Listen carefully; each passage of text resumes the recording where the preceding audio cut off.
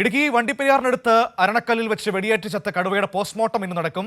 തേക്കടി രാജീവ് ഗാന്ധി പ്രകൃതി പഠന കേന്ദ്രത്തിൽ വെച്ചാണ് പോസ്റ്റ്മോർട്ടം നടത്തുക. വിവരങ്ങളുമായി ജോസിൽ ചേരുകയാണ്. ജോസിൽ, ഇന്നലെയാണ് കടുവയെ മയക്കുവെടി വെച്ചത്. പക്ഷേ മയക്കുവെടി വെച്ചതിന് ശേഷം അക്രമാസക്തനായ കടുവ ദൗത്യസേനാംഗങ്ങൾക്ക് നേരെ ചാടുമ്പോൾ വെടിവെക്കേണ്ട സാഹചര്യം ഉണ്ടായി എന്നാണ് മനസ്സിലാക്കാൻ കഴിയുന്നത്. ഇന്നിപ്പോൾ പോസ്റ്റ്മോർട്ടം നടപടികൾ നടന്നാൽ മാത്രമേ മരണകാരണം വ്യക്തമാവുകയുള്ളൂ. മനു, തീർച്ചയായും അത്തരത്തിൽ പോസ്റ്റ്മോർട്ടം നടപടികളിലേക്ക് ഇപ്പോൾ കടന്നിരിക്കുകയാണ്. മനു സൂചിപ്പിച്ചതുപോലെ തന്നെ ഈ തേക്കടിയിലുള്ള രാജീവ് ഗാന്ധി പ്രകൃതി പഠന കേന്ദ്രത്തിൽ വെച്ചാണ് പോസ്റ്റ്മോർട്ടം നടക്കുന്നത്. ഈ ദേശീയ കടുവ സംരക്ഷണ അതോറിറ്റിയുടെ മാനദണ്ഡ പ്രകാരം രൂപീകരിച്ച പ്രത്യേക സമിതിയുടെ മേൽനോട്ടത്തിലാണ് ഈ നടപടികൾ നടക്കുന്നത്. 3 വെറ്ററിനറി ഡോക്ടർമാർ അടങ്ങിയ സംഘമാണ് പോസ്റ്റ്മോർട്ടം നടത്തുന്നത്. ഏകദേശം 12 വയസ്സോളം പ്രായമുള്ള പെൺകടുവയാണ് ചത്തിട്ടുള്ളത്. പ്രാഥമിക പരിശോധനയിൽ ഈ കടുവയുടെ കാലിൽ കുരുക്കൽ വീണതിനെ തുടർന്നുണ്ടായ ഗുരുതരമായ പരിക്കുണ്ട്. അതുപോലെ തന്നെ ഈ നിരവധി പരിക്കുകൾ ഈ കടുവയുടെ ശരീരത്തിൽ ഉള്ളതായിട്ടാണ് ഇപ്പോൾ മനസ്സിലാകുന്നത്. പല മുറിവുകൾക്കും നല്ല പഴക്കമുണ്ട്, പുഴുക്കൾ ഉള്ള ഒരവസ്ഥയായിരുന്നു. ഈ കുരുക്കിൽ വീണതിനെ തുടർന്നാണ് ഈ കാലിൽ വലിയ പരിക്കുണ്ടായിരിക്കുന്നത്. ഈ കുരുക്കിന്റെ ഒരു ഭാഗം കാലിൽ അതേപടി കിടക്കുന്ന ഒരു സാഹചര്യമുണ്ട്. അതിനെ സംബന്ധിച്ചൊക്കെ ചിലപ്പോൾ കേസെടുത്ത് ഒരു പ്രാഥമിക അന്വേഷണം നടത്താൻ സാധ്യതയുണ്ട്.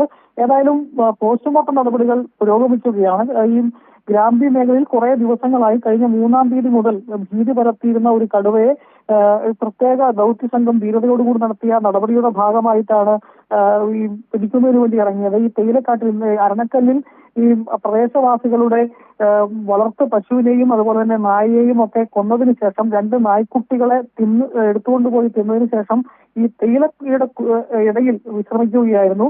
അതുകൊണ്ട് തന്നെ ഒരു ദീർഘദൂര മയക്കുവെടിക്ക് സാധ്യമായ ഒരു സാഹചര്യമല്ലായിരുന്നു.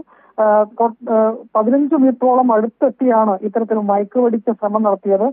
അത് മാത്രമേ സാധിക്കുന്ന ഒരു സാഹചര്യം അവിടെ ഉണ്ടായിരുന്നുള്ളൂ. ആ സമയത്താണ് 11 മണിയോടുകൂടി ദൗത്യം ആരംഭിച്ച 11:10 ആദ്യ മയക്കുവെടി വെച്ചു. അതിനുശേഷം 10 മിനിറ്റിന് ശേഷമാണ് രണ്ടാമത്തെ മയക്കുവെടി വെക്കുന്നത്. ആ സമയത്താണ് ഈ കടുവ ആക്രമണ സ്വഭാവം കാണിച്ച് ഈ ഡോക്ടറുടെ നേരെ കുതിച്ചു വരുന്ന ഒരു സാഹചര്യം ഉണ്ടായത്. ആ സമയത്ത് ഈ ഡോക്ടറെ ആക്രമിക്കുന്ന ഒരു സാഹചര്യം വന്നപ്പോൾ കൂടെ ഉണ്ടായിരുന്ന മനു എന്ന് പറയുന്ന വാച്ചർ ഷീൽഡ് ഉപയോഗിച്ച് തടുക്കുമ്പോൾ ആ ഷീൽഡ് തകർന്നു പോകുന്നു, അടിയേറ്റ് ഹെൽമറ്റ് തകർന്നു പോകുന്നു. അത്രയും ഭീകരമായ ഒരു അക്രമമാണ് ഈ കടുവയുടെ ഭാഗത്തു നിന്നുണ്ടായത്. ആ സമയത്താണ് സ്വയരക്ഷാർത്ഥം ഈ ദൗത്യസേനാംഗങ്ങൾ കടുവയ്ക്ക് നേരെ വെടിവെക്കുന്നത്, കടുവ ചത്തുപോകുന്നത്.